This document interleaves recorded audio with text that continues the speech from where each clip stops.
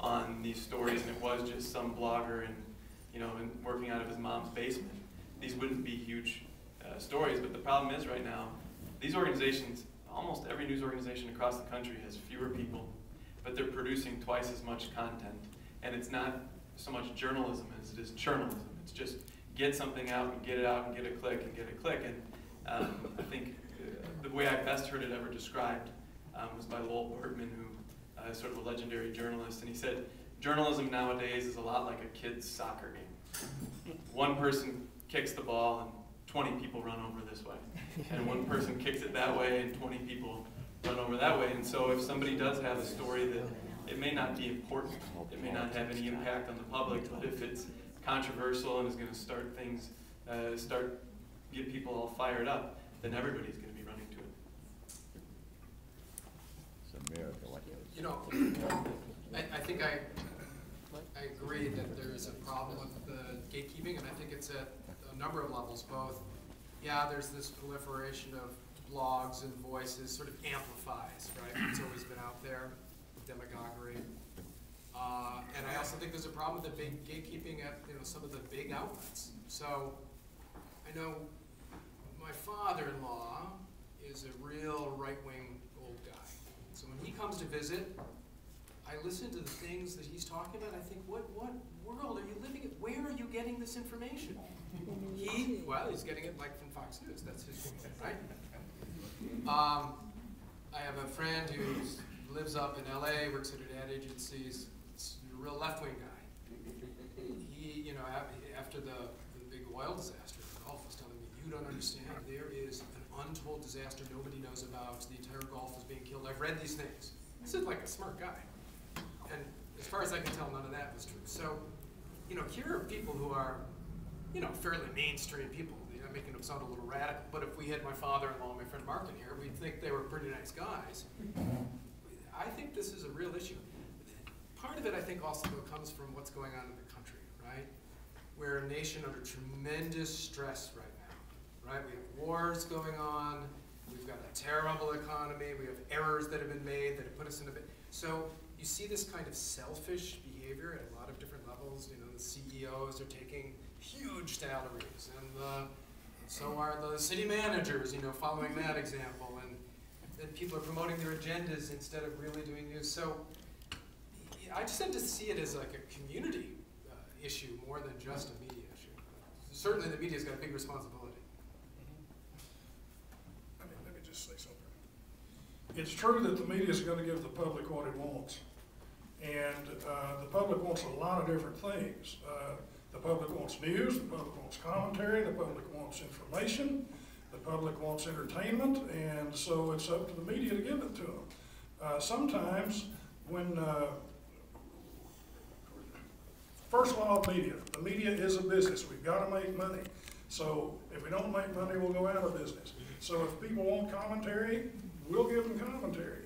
But you have to be able to tell the difference between commentary and news. Yes. You've got to be able to make that difference, or the commentaries like David Gregory, that's an entertainment program. It's news-based, but it's entertainment. They're gonna give you an impression that may not be the factual or objective impression. You'll say something? I wish I could. Well, I can't take this on. I'm retired. Trying to stay out of it. Yeah.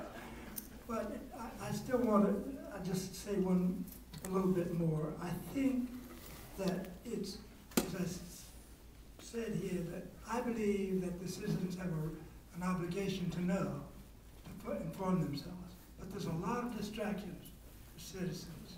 The press has a First Amendment to the Constitution and a right, and I believe a duty, not just a right, but I believe a duty to kind of help the country be a country rather than a gaggle of not to put down Afghanistan, but we could turn into an Afghanistan.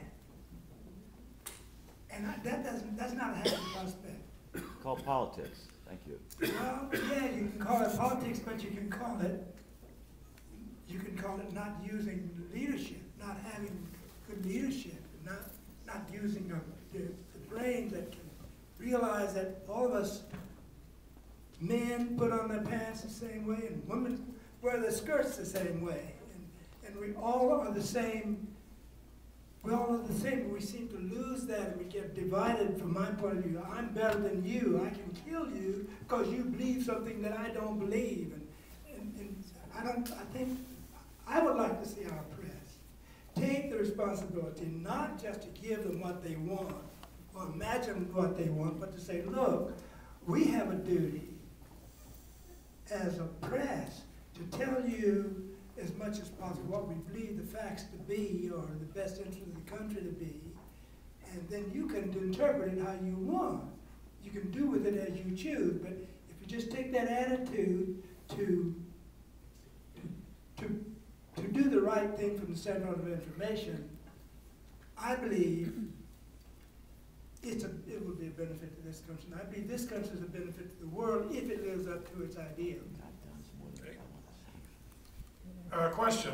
It's reasonably common to see one media outlet give credit or attribution to another media, the one that actually broke the story. Example, Voice often credits City Beat for breaking a story, but it's not common enough. Have the ethics of attribution changed in today's complex media world? Yeah, I'll take the stab at that because I perceive that this was an issue at the Union-Tribune, a reluctance to credit the other media or feeling competitive or with the, so, you know, I don't know what the policies or practices or the Ken Stone might be able to help were in the past. But I know I've had several occasions where I've had to say, you know, could we please type in right here, you know, where this story originated, because also there's just sensitivities of professional sensitivities. So. I actually think it is getting better. Nowadays, you can't just grab you can't write these things and not have a million people out there know that they've already read it in another publication. I think what you're starting to recognize, and probably in a place like the Union-Tribune, is you had a culture for a long time, and it was a reality where it was the only place really where people went to go get their news.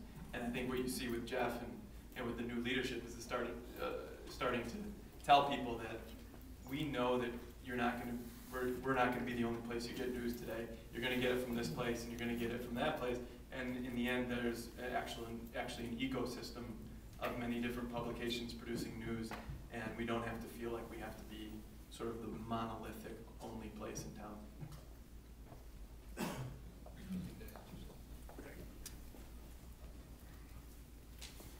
Primarily for and about the southeastern community of San Diego.